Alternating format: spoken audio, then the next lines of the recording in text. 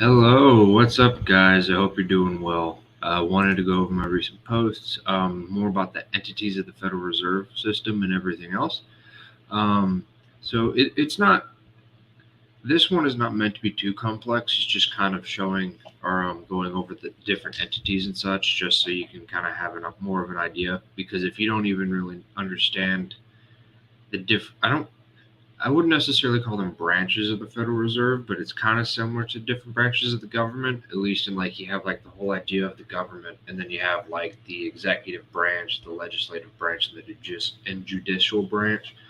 Um, in that sense, it's kind of similar. But in this case, we have the Board of Governors, which is kind of like the executive branch in a way. Um, I guess you could make that analogy. And then you have the reserve banks, and then the FOMC, the Federal Open Market Committee, right? And we'll go over each individually. So, for the Board of Governors, basically their main purpose is to guide the operation of the system in order to promote their congressionally defined goals, right? And let me make sure I'm actually sharing and everything. Had a bit of a technical difficulties getting this stuff on, so it looks like we're good. But yeah, so basically they're the governing branch, hence the Board of Governors as their name. Um, Also, all of the members of the board are on the FOMC, and pretty much they all serve, or they can serve, we'll say, 14-year terms that are staggered, and so that they each one ends every January 31st on even numbered years. So like this the past end of January at 2022. Um, I don't remember which one ended, but one of them ended. And then also there's the chair and the vice chair that are appointed by the president, um, and they serve 4-year terms. And one of the things with since the terms are long, 14 years, you only serve you can serve a max of 14 years. If you get replaced, you could come back and basically finish out your term. So you could finish out the 14 years, but you can't get reappointed after that. Um, Becoming a chair or vice chair of the board is different. Whereas the 4-year terms, you can get reappointed, but as long as it still falls within that 14-year time frame. Also, they basically just help regulate financial institutions and other activities and stuff as well. They're the governing branch, and so stuff like approving each reserve bank's budget and everything else is the kind of stuff they do. Um, they're also in charge of like doing the whole. Actually, we'll get to that in a minute. Sorry, getting ahead of myself. Um, so they also with the help of the reserve banks, they do like consumer reports and stuff like that, and so they'll basically help research, which is typically done through the reserve banks, but it's kind of aggregated and given to the Board of Governors and the FOMC. Which, before I get too far ahead of myself, we'll start with the reserve banks, which I thought was really interesting, and I didn't bring a chart. I should have. And actually, you know what? I think that would be a good idea. So let's change my share. So we will go here, share. We'll just do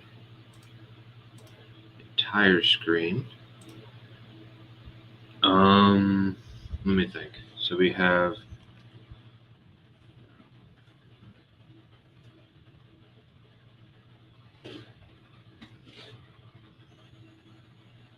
this works.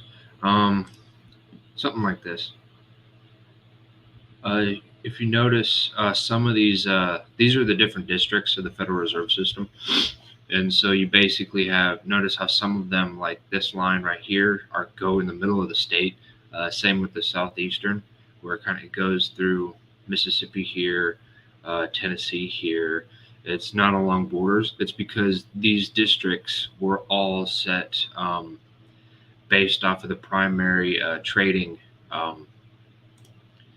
The prevailing trading like regions in 1913. So things may have changed a bit since then, I'd say, but that's basically what it's based off of, which makes a lot of sense because the reserve banks and everything, one of their biggest responsibilities is doing research, economic research and stuff, kind of compiling reports and stuff like that. For like economic data. So to have their districts themselves be defined in such a way that you have that it's based off of their trade regions. So it helps get similar data together, I guess. Which is pretty much what they do. And then, like for one example, I brought up a Fred chart, and I just picked one because I'm not actually talking about the data itself. At this point, it's more just the chart to show this is what a Fred chart looks like. And these come from the St. Louis Fed. So this one, District 8. And I like these charts because, I mean, one, they're the data. They come from the Bureau of Economic Analysis. And they show the website and stuff, and they're really easy to cite. So there's that. More of a leadership roles for the reserve banks, because I thought it was pretty interesting because it's kind of a little bit different than you would think.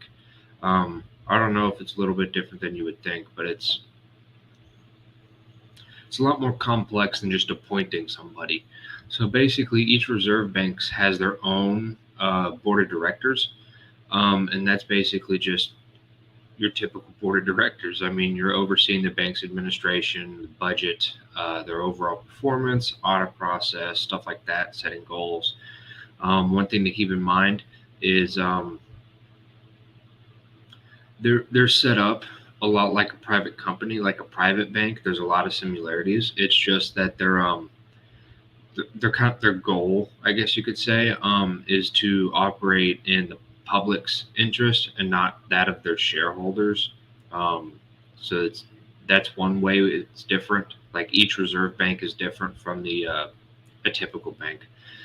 One thing I kind of want to reiterate is I guess to really point out and spend some time on is the difference in the different boards, because there are a few of them, and if you don't really explicitly state the differences, it can get kind of confusing when you're reading it.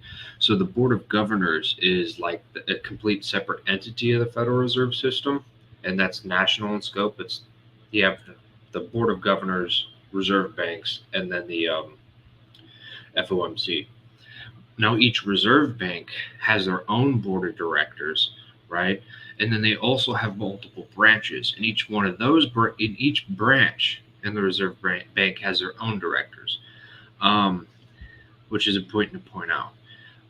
Now, the reason I do that is because the boards of directors in the banks, including the one over the overall bank and the branches, are different, right? And so the ones over the bank are divided into different classes. So you have A, B, and C. Class A, Class B, Class C, right? And then the board of directors for the branches are not divided into classes, which we'll get into down here, where it kind of goes more into this. So basically, you have Class A, B, and C, where it's pretty much who they represent. So Class A and B are more public, where the Class A directors represent their depository institutions, so the actual members of the bank itself. Because keep in mind, it's like the general public, like you and me, can't actually have an account at the Federal Reserve, right? Because we're not a depository institution. But this is like your J.P. Morgan, Goldman Sachs, stuff like that. Commercial banks, those. Almost forgot the word for some reason. And then you have the Class B directors, which are more, which represent the public and not just the depository institutions, right? And those are also elected by the depository institutions, right, within the bank's regional jurisdiction. And then you have Class C, which is elected by the Board of Governors, which represents the public, right? So there's that, because this is one is more of the public in scope, because it's elected by the Board of Governors, which is appointed by the president and stuff like that. So it's more of a governmental role in a way. And to keep in mind, it's the Reserve Bank presidents are nominated from within the Class B and the Class C, right? And those are all approved by the Board of Governors. And then the chair and deputy chair for the board of directors of each bank are elected by the Board of Governors. So yeah. And basically, what these reserve banks do, a good way to think about them is it's a bank for banks, because that's pretty much what they do. So, and they're in charge of the commercial banks and other institutions within their region. God damn. But right, and so basically, as the Federal Reserve defines them, they're in charge of supervising depository institutions and other entities that are deemed systemically important under authority delegated to them by the board, right? And I kind of say that in quotes and everything else, because just to point it out, kind of giving more of it's kind of a vague sense of granting authority to the board of directors and our board of governors, and everything else. So just an important distinction to make. And the biggest thing is like granting liquidity and everything else. It seems like that's one of the biggest roles for a central bank in general, is to provide liquidity, because that's the problem. When you have to deal with pretty much anything in the financial system, any financial crisis and stuff like that. Most of the ones that I have studied, even superficially, it almost comes down to some form of liquidity crisis or some problem with getting liquidity, actually getting money. Ones that originally come to mind are like spikes in the repo rates in 2019 or late 2019. I think it was September, and then around the 2008 era with the GFC and everything else. So I don't have the charts in front of me, obviously, but there will definitely be future posts about that one too, because that's something I really want to study more. So, and I think is really important. So, furthermore, again, reserve banks are the banks for banks. So they provide financial services and everything else to their member banks and institutions and such. And so they basically, this includes services that underlie the nation's payment system. So you have like your ACH, your FedWire, stuff like that they're in charge of. And then just like, enforcing compliance for regulations and consumer protection laws, for stuff like that. Okay, and then we come to the FOMC, which is kind of more of it's the branch that actually sets the national monetary policy. Because keep in mind, you have this is probably you have all of the board of governors on the FOMC, the president of the New York Fed, and then the four remaining positions, because there's 12 voting members in general. So you have the 7 from the Board of Governors, the president of the New York Fed, and then you have the rest of the 4 come from the remaining reserve bank presidents that serve 1-year terms, and they rotate. All of the presidents of the reserve banks attend the meetings and are a part of the discussion and everything else. It's just only the 4 of them that are currently on the committee can vote. So there's that. Some of the things that they do this is kind of more of your, it's the Federal Open Market Committee, so they're in charge of open market operations. So this involves like messing with the changing the Fed funds rate target range and everything else. Actually doing the purchase and sales of different assets, balance sheet policy. So buying or selling U.S. Treasuries or mortgage-backed securities, stuff like that.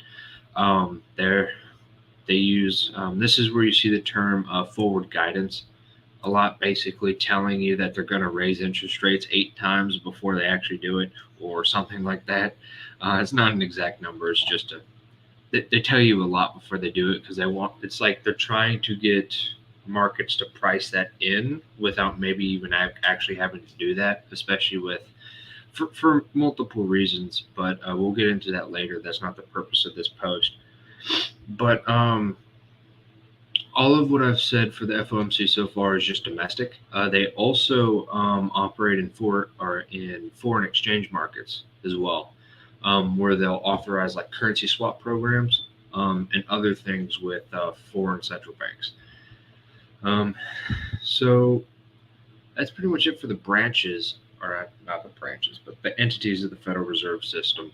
Other than that, we now have the Depository Institutions, which is the members themselves of the people who are the institutions that have the bank accounts at the Fed. These are the ones that have the bank reserves and stuff like that, and that's in their account at their respective regional reserve bank. So this is your commercial banks and other financial entities that were like deemed systematically important from their own definition. So yeah, and it's a bank for banks, and so they're basically they can receive interest on those reserves. They can transfer them to other institutions, stuff like that. Other than that, you have your typical advisory councils. I mean, especially when you're dealing with a nation's like monetary policy and everything else, you'd expect a lot of advice or need a lot of advice.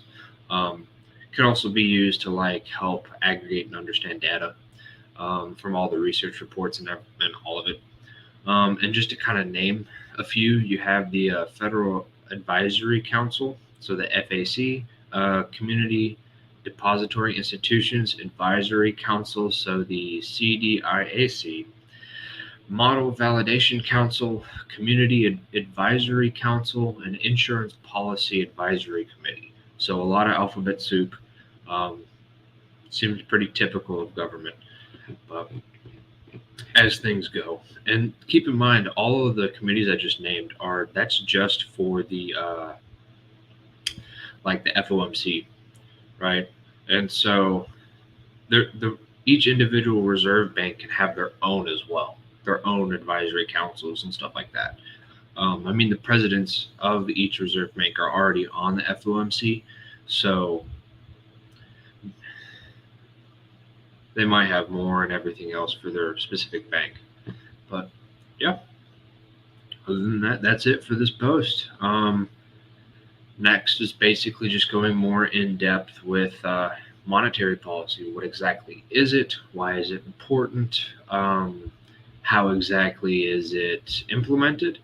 And then also a little bit of history too. I have one of those planned as well, like history of policy, specifically in recent years and how that's kind of changed.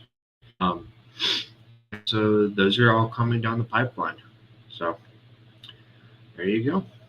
Anyways, I hope you guys have a good day, and I'll see you guys on the next video.